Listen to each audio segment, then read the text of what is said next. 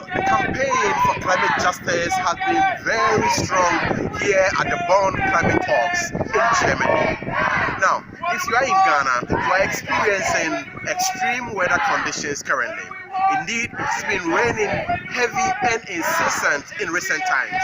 At the same time, the weather is very hot. This, according to science, is the reality of the changing climate and the impact on vulnerable communities like we're experiencing on our farmlands in local communities.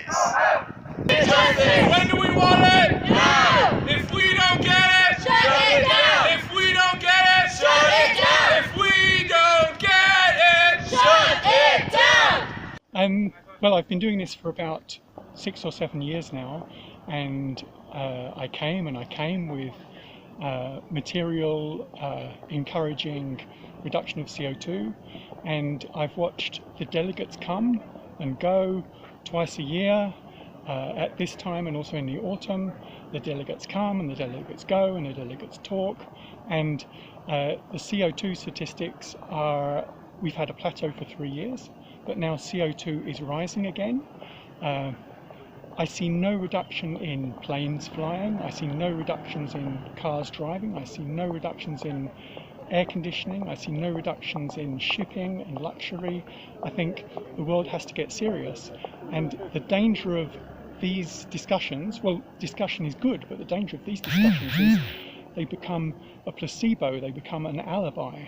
So the public thinks the problem is being talked about, the public is pacified, but the problem is not being, well, the problem is being talked about, but the problem is not being tackled. The momentum builds for the implementation of the Paris Agreement.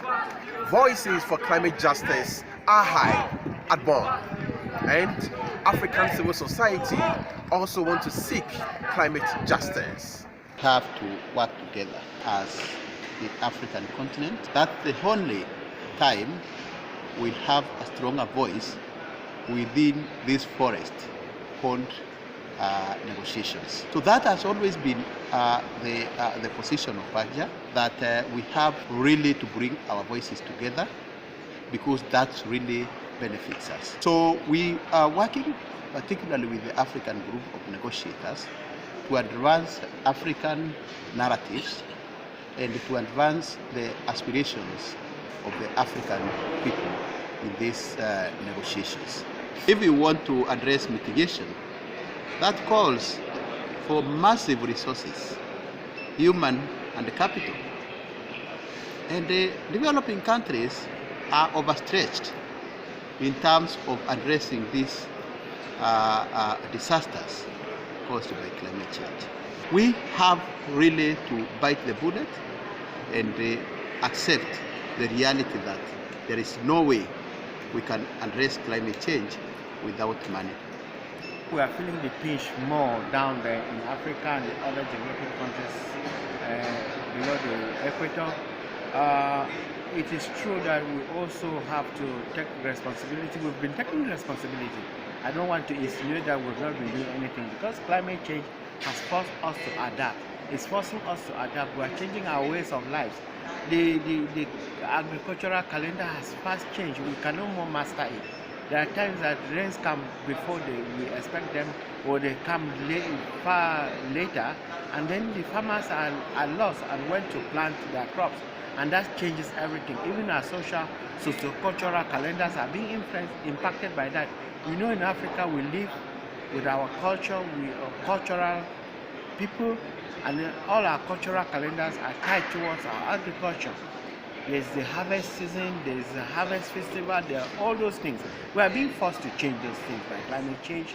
And all we are asking these other people is to change their ways of life, because their ways of life have and continue and will continue to impact us if they don't change. So being here is not just to ask for means of implementation, but it's also to ask them to change, because we are being forced to change by climate change itself. And so it is important, because when you are not at the table, others decide for you. People might be paranoid that we've been doing this for the last 20-something years and they're not seeing something on the ground. Yes, they are right. But it could have been worse if we were not there to keep the gates. Non-African countries should stop meddling in Africa. They should stop they should stop fishing around Africa. They should stop buying African land. They should stop dumping their waste in Africa. They should stop polluting Africa.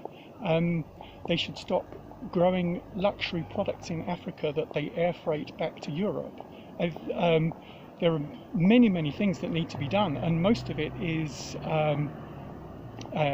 not being done, or a small thing is being done and big publicity is made about that small thing. Voices indeed will continue to be high until climate justice is sought here in Bonn. For TV3 News, Kofi Adu Domfeh, Bonn, Germany.